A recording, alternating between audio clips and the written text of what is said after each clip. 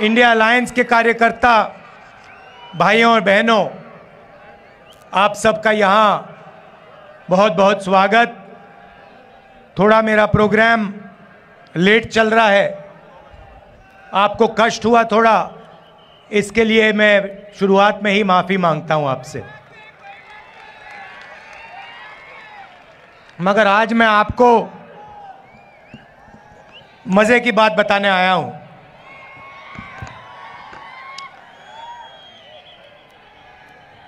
सबसे पहले, ये साधारण चुनाव नहीं है, क्योंकि इस चुनाव में पहली बार, आज़ादी के बाद पहली बार एक ऐसी पार्टी है जो संविधान को खत्म करना चाहती है। उनका लक्ष्य सिर्फ चुनाव जीतने का नहीं है, उनका लक्ष्य हिंदुस्तान के कॉन्स्टिट्यूशन को, हमारे संविधान को खत्म करने का है। और हमारा लक्ष्य, कांग्रेस पार्टी का लक्ष्य, इंडिया अलायंस का लक्ष्य संविधान को बचाने का है और लोकतंत्र को बचाने का है। भाइयों और बहनों, इस देश में जो भी गरीबों को मिला है, जो भी प्रगति हुई है, पिछड़ों को, दलितों को, आदिवासियों को, जो भी गरीब लोगों को मिला है, वो संविधान के कारण मिला है। उसका वही कारण है। अगर ये लोग संविधान को खत्म कर देंगे तो हिंदुस्तान में गरीबों के लिए, किसानों के लिए, मजदूरों के लिए कुछ नहीं बचेगा। तो सबसे पहले आपसे यह कहना चाहता हूं कि पहली बार ऐसा चुनाव हो रहा है कि बीजेपी ने साफ सबके सामने कहा है, उनके एमपीओ ने साफ कहा है कि अगर हम चुनाव जीते तो हम हिंदुस्तान के संविधान को बदल देंगे। और मैं आपसे कह रहा हूं, उनसे कह रहा हूं, ऐसी कोई शक्ति नहीं है दुनिया में जो हिंदुस्तान के संविधान को बदल सके। अब देखिए, पिछले 10 साल नरेंद्र मोदी ने 22 लोगों को, सिर्फ 22-25 लोगों को लाखों करोड़ रुपए दिए हैं। 16 लाख करोड़ रुपए नरेंद्र मोदी जी ने हिंदुस्तान के सबसे अमीर 25 लोगों को दिए हैं कर्जा माफ करके। 16 लाख करोड़ रुपए कितने होते हैं मैं आपको बता देता हूं। जितना पैसा मनरेगा को 24 साल चलाने के लिए लगता है, या जैसे हमने कर्जा माफ किया था किसानों का यूपीए ने, तो अगर 24 बार कर्जा माफ करो किसानों का, उतना पैसा नरेंद्र मोदी ने 22-25 लोगों को दिया है। आप सोच ही नहीं सकते, 24 साल का मनरेगा का पैसा 22 लोगों को। भाइयों और बहनों, हालत यह हो गई है कि जितना पैसा 22 लोगों के पास है, उतना ही पैसा 70 करोड़ हिंदुस्तानियों के पास है। एक तरफ नरेंद्र मोदी के 22 मित्र और दूसरे तरफ 70 करोड़ हिंदुस्तानी, दोनों के पास एक ही जितना धन है। दूसरा आंकड़ा देता हूं, हिंदुस्तान के 1% लोगों के पास, 1% लोगों के पास हिंदुस्तान का 40% धन है। यह हालत है, इसीलिए इतनी बेरोजगारी फैल रही है। उन्होंने नोटबंदी की, आपसे कहा काला धन मिटा दूंगा, और पूरा का पूरा फायदा उन्हीं 22-25 लोगों का हुआ। उसके बाद जीएसटी, गलत जीएसटी लागू की, 5 अलग अलग टैक्स, किसानों पर टैक्स लगा दिया। पता नहीं आपको मालूम या नहीं, जितनी जीएसटी आप देते हो उतनी ही जीएसटी अदानी देता है। आप जानते हो इस बात को? नहीं जानते? आप सिर हिला रहे हो। वो आपने जो शर्ट खरीदी वो कितने की खरीदी आपने? 200। अगर अदानी वही शर्ट खरीदता तो जितनी जीएसटी आपने अपने जेब से दी उतनी ही जीएसटी वो देता। आपकी आमदनी हजारों में है, उसकी आमदनी हजारों करोड़ों में है, और जितनी जीएसटी आप देते हो उतनी जीएसटी वो देता है। अब सवाल उठता है, जीएसटी का जो आपका धन है, जो आपके जेब में से निकल रहा है, उसका होगा क्या? कहां जाएगा वो धन? नरेंद्र मोदी जी ने साफ कर दिया कि उनके 10 सालों में वो पूरा का पूरा पैसा 20-25 लोगों के हाथ में उन्होंने दे दिया। उन्होंने अरबपति बनाए हैं, 30-40 उन्होंने अरबपति बनाए हैं। अब मैं आपको बताता हूं कांग्रेस क्या करने जा रही है। उन्होंने 20-25 अरबपति बनाए, हम करोड़ों लाखपति बनाने जा रहे हैं। अब आप कहोगे कैसे? मैं आपको यह बताने आया हूं कि कांग्रेस पार्टी, इंडिया गठबंधन चुनाव के बाद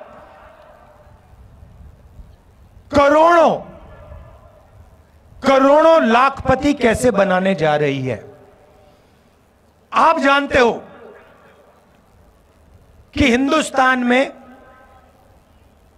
महिला भविष्य की देखभाल करती है। यहां पुरुष बैठे हैं, महिलाएं भी बैठी हैं, देखिए ताली बजा रही हैं। अब देखिए 21वीं सदी में स्त्री और पुरुष दोनों जॉब करते हैं। सही बात है ना? ठीक है। 8 घंटे की, 10 घंटे की जॉब होती है। जॉब के लिए दोनों को पैसे मिलते हैं, मिलते नहीं मिलते? ठीक है। मगर हिंदुस्तान की महिला 8 घंटे घर से बाहर काम करती है और फिर 8 घंटे घर में काम करती है। सही? मतलब डबल काम करती हैं आप लोग।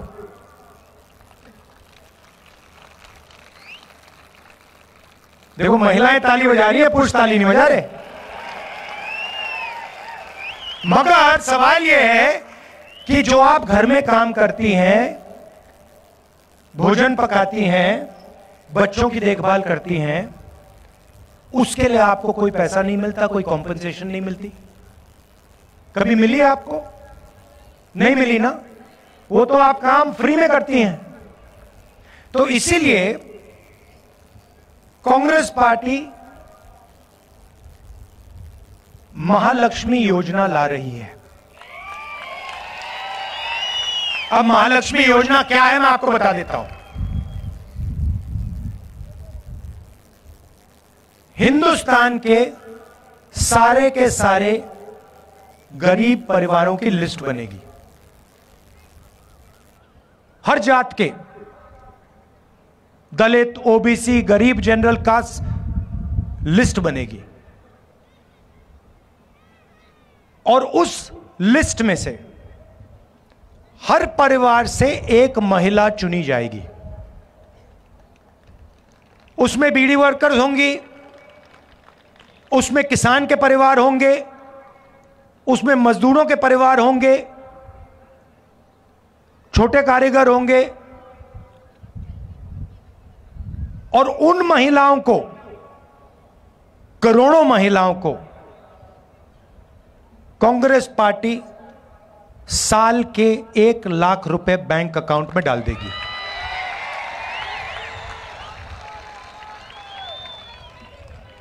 साल के 1,00,000 रुपए, महीने के 8,500 रुपए, खटाखट खटाखट खटाखट खटाखट खटाखट अंदर। अब यहां पे पुरुष बैठे हैं, सबसे पहले देखिए पैसा महिलाओं को जाएगा, मगर मैं जानता हूं फायदा आप लोगों को भी होगा, ठीक है। मगर युवा कहेंगे कि आपने हमारे लिए क्या किया? नरेंद्र मोदी ने हमें बेरोजगार कर दिया, हिंदुस्तान का पूरा धन अदानी को दे दिया, नोटबंदी कर दी, जुमला पार्टी 2 करोड़ रोजगार देने थे, झूठ था, वो 15 लाख रुपए की बात की, कोविड आया थाली बजवा दी, पकौड़े बनवा दिए। तो आप क्या करोगे? अब मैं आपको बताता हूं। अमीर घर के बच्चों को, ये जो बड़े बड़े बिजनेस वाले हैं, इनके बच्चों को जॉब मिलने से पहले ये टेम्पररी नौकरी दिलवाते हैं। इसको अप्रेंटिसशिप कहते हैं, इंटर्नशिप कहते हैं। प्राइवेट सेक्टर में, पब्लिक सेक्टर में, सरकार में इनको एक्सपीरियंस के लिए काम दिया जाता है। जैसे अदानी की कंपनी में उसका बेटा काम करता है।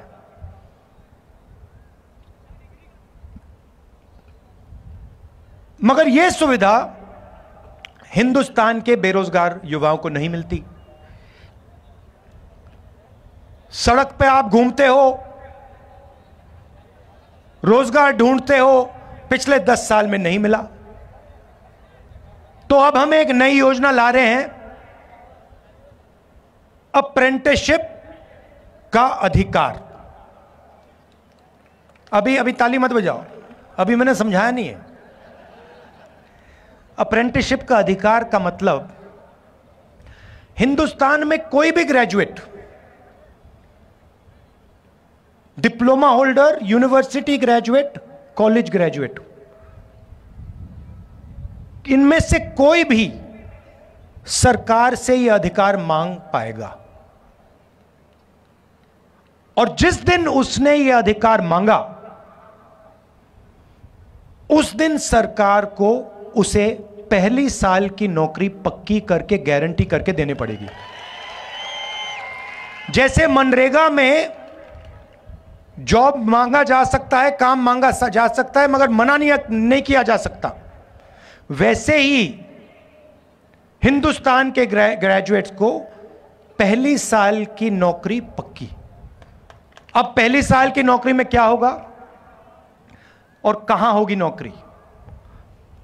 पब्लिक सेक्टर यूनिट्स में, HAL, BHEL, Indian oil, Hindustan petroleum, private कंपनियों में, सरकारी ऑफिसेज में, सरकारी अस्पतालों में ये नौकरियां दी जाएंगी। करोड़ों युवाओं की ट्रेनिंग होगी 1 साल की, और उस साल के लिए 1,00,000 रुपए युवा के बैंक अकाउंट में जाएगा। 8,500 रुपए महीने के, 1,00,000 रुपए साल के, हर ग्रेजुएट के बैंक अकाउंट में कांग्रेस पार्टी डालने जा रही है। तो इस प्रकार से हम करोड़ों लाखपति बनाने जा रहे हैं। अब यहां किसान बैठे हैं, इन दोनों योजना का आपका फायदा होगा, मगर हम वहां नहीं रुके। आपने नरेंद्र मोदी से 2 चीजें मांगी, कर्जा माफी और कानूनी मिनिमम सपोर्ट प्राइस। हर किसान जानता है कि जब उसे अपनी फसल बेचनी पड़ती है तो जादू से फसल का दाम गिर जाता है। जादू से फसल दाम गिर जाता है और किसान को कभी भी सही दाम नहीं मिलता। बाकी लोग अपना प्रोडक्ट बेचें, उनको सही दाम मिलता है। कोई टूथपेस्ट बेचता है, कोई जूस बेचता है, कोई कुछ और बेचता है, चिप्स का पैकेट बेचता है, उसको सही दाम मिलता है। मगर जो इस देश की रीढ़ की हड्डी है, जो 24 घंटा खून पसीना देता है, उसे सही दाम नहीं मिलता। तो हमने 2 काम किसानों के किए हैं, करने जा रहे हैं। पहला काम, हिंदुस्तान के किसानों का हम कर्जा माफ करेंगे। ये अभी आप ताली जल्दी बजा गए। ये कर्जा माफी ये शुरुआत है, मगर हम सिर्फ कर्जा माफी नहीं करेंगे। हम किसानों के लिए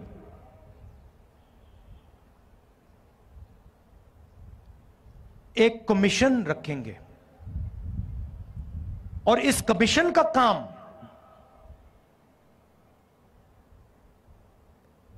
जब भी किसानों को कर्जा माफी की जरूरत होगी,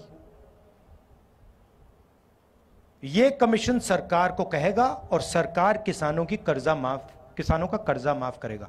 एक बार नहीं, जितनी बार आपको कर्जा माफी की जरूरत होगी उतनी बार यह कमीशन कर्जा माफी करवाएगा।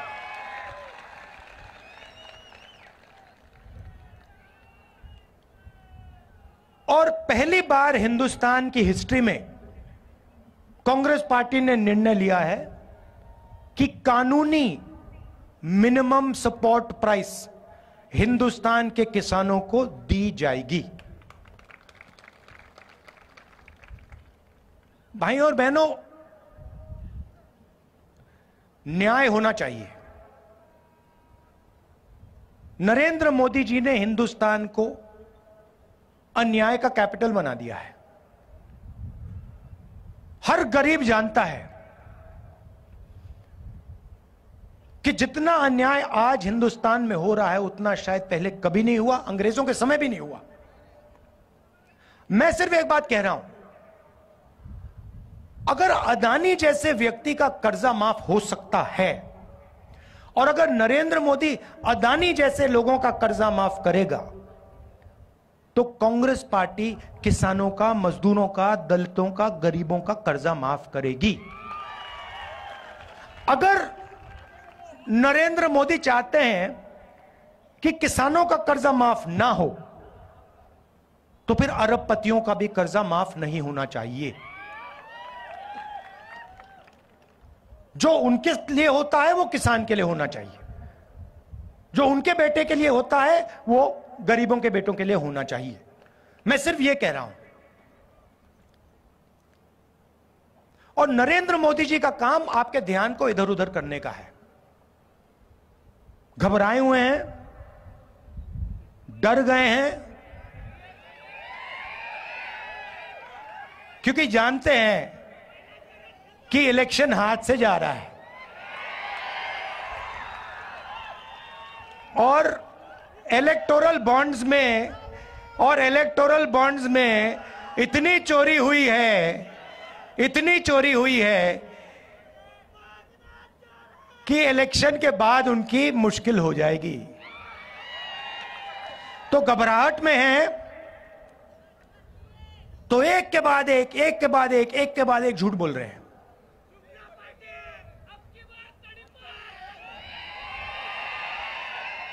वो जानते हैं कि हिंदुस्तान की जनता बात समझ गई है।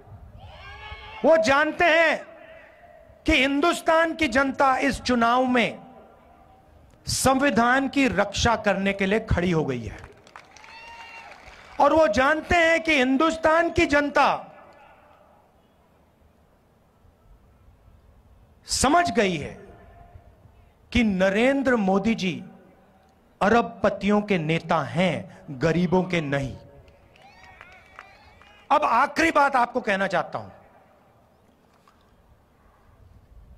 ये आपने मीडिया के मित्र देखे, ये देखे आपने, ये देखो काले चश्मे पहने स्माइल कर रहे हैं,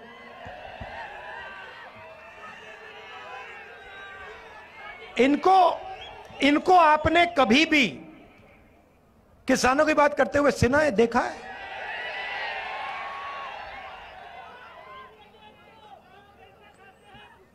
कोई मतलब मजदूर मर जाए, भूखा मर जाए, कभी आपने टीवी पे देखा?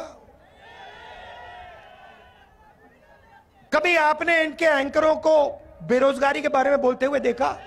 महंगाई के बारे में, किसानों के बारे में? ना, क्योंकि ये अच्छा, इनकी गलती नहीं है जो बेचारे यहां खड़े हैं, इनकी गलती नहीं है क्योंकि इनका कंट्रोलर ऊपर है। ये बेचारे सैलरी लेते हैं, इनको भी मतलब घर चलाना है, तो इनकी गलती नहीं है। हाँ,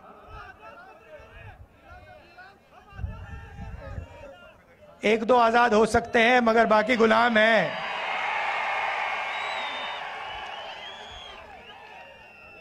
आजकल के हिंदुस्तान में पता नहीं लगता कौन सा मीडिया वाला आजाद है, कौन सा गुलाम है। तो ये आपकी बात तो कभी करते नहीं है। तो मैंने एक बात चेक की, मैंने कहा देखो देखते हैं, तो ये जो मीडिया कंपनीज है ना, इनके मालिकों की मैंने लिस्ट निकाली। मैंने कहा मैं देखता हूं ये हैं कौन लोग, उनकी लिस्ट निकाली और इनके जो एंकर्स हैं, बड़े बड़े एंकर्स हैं, नाम आप जानते हो, उनकी लिस्ट निकाली और आप हैरान हो जाओगे। लिस्ट में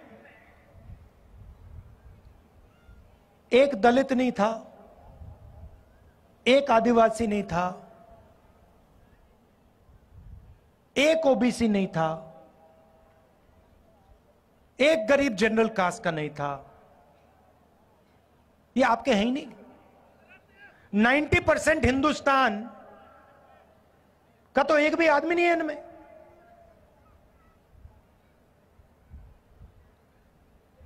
पिछड़े वर्ग के कितने लोग हैं हिंदुस्तान में?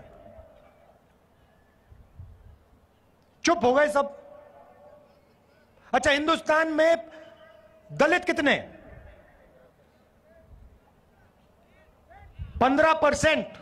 आदिवासी कितने? 8%। पिछड़े वर्ग के लोग कितने? कोई नहीं जानता, मगर कम से कम 50%, कम से कम 50, 15 और 8 कितने हुए?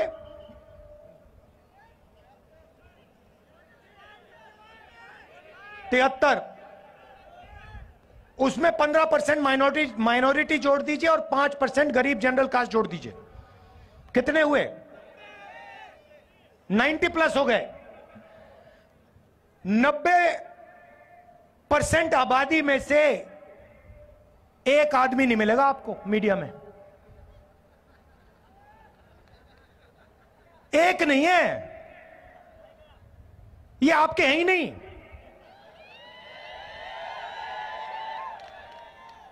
ये अदानी के हैं, ये मोदी के हैं, ये अंबानी के हैं, ये आपकी बात थोड़ी करेंगे। अच्छा ठीक है, मीडिया छोड़ो, हिंदुस्तान की सबसे बड़ी 200 कंपनी की लिस्ट निकाली मैंने, उसमें बता दो, उस लिस्ट में, उनके मालिकों की लिस्ट में मुझे बता दो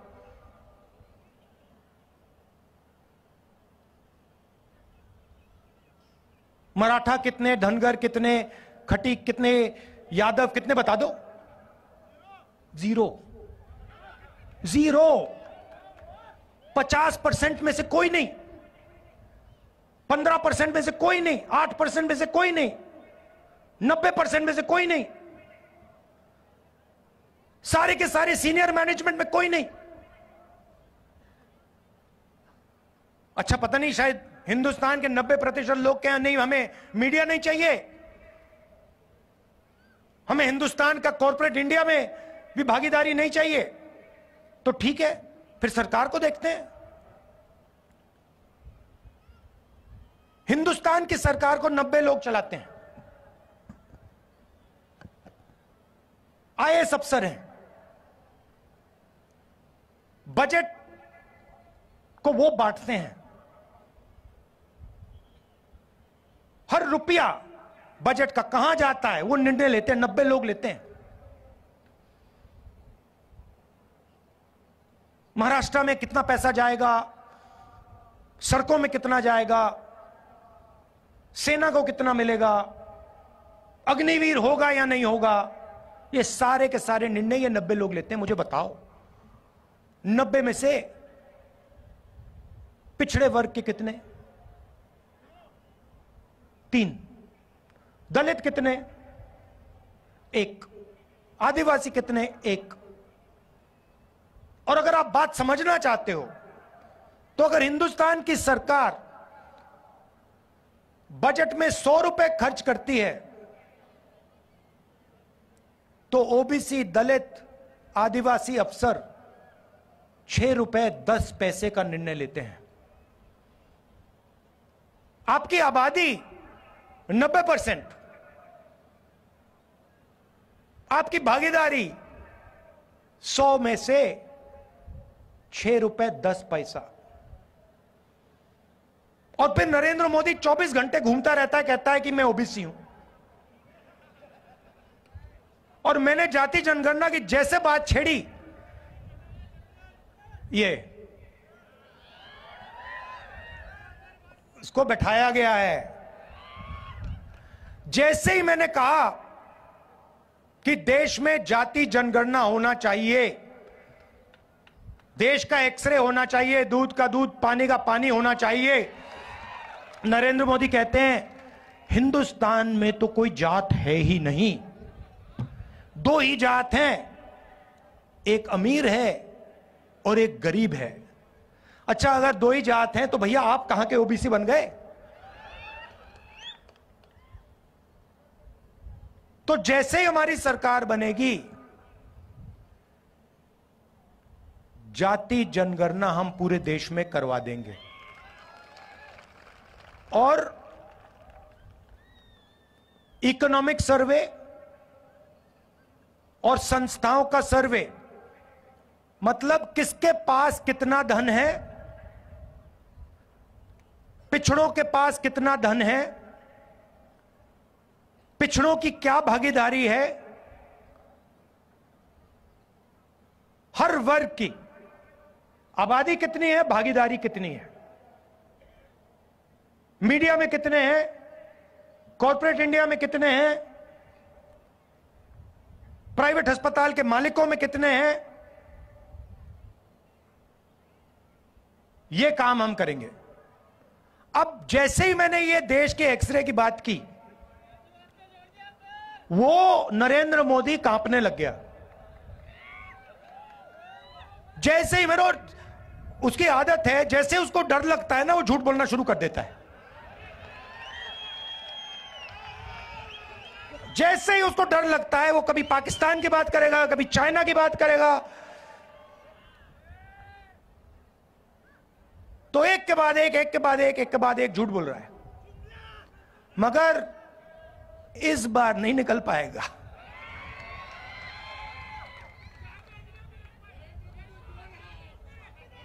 पता नहीं आपने सुना नहीं सुना, वो एक योजना लाए, इलेक्टोरल बॉन्ड्स वाली, सुनिए आपने? उसमें क्या किया, सबसे पहले कहते हैं कि इलेक्टोरल बॉन्ड से हिंदुस्तान में जो भ्रष्टाचार है वो खत्म होगा। और फिर क्या किया,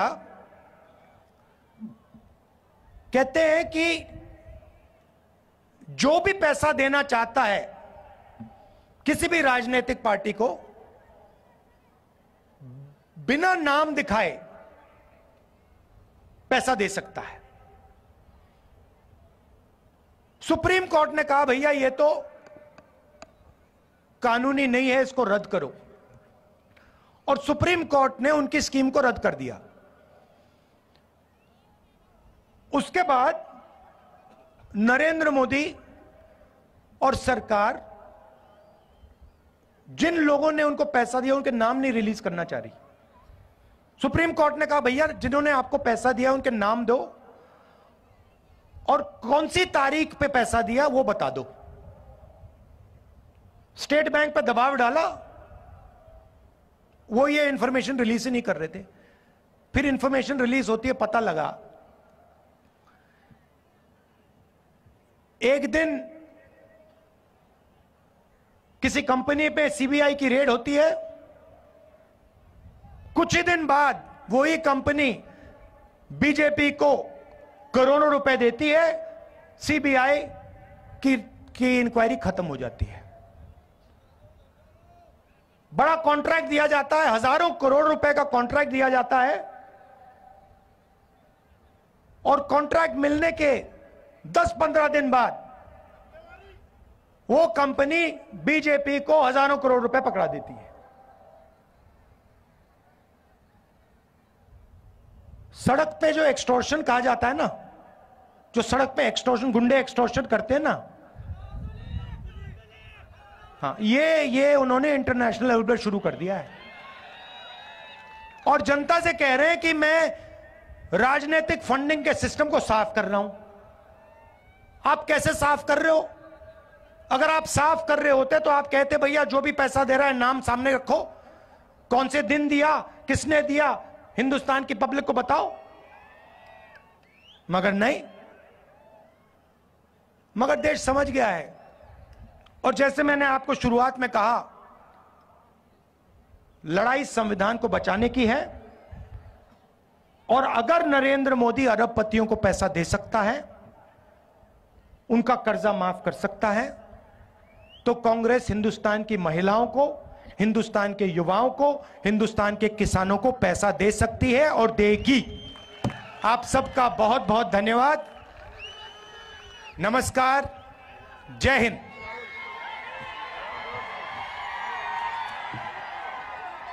धन्यवाद राहुलजी।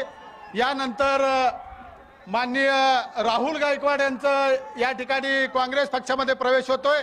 मी काँग्रेस पक्षाचे नेते माननीय राहुलजी गांधी आणि माननीय नानाभाऊ पटोले यांच्या शुभ हस्ते या ठिकाणी सत्कार संपन्न होतोय। सर्व नेते मंडळी आणि आपले दोन्ही उमेदवार माननीय आमदार प्रणितीताई शिंदे आणि धैर्यशील दादा मोहिते पाटील हे दोघेही अभिवादन करतील। मी चेतन भाऊ नरोटे यांना विनंती करतो की त्यांनी आभार प्रदर्शन करावं।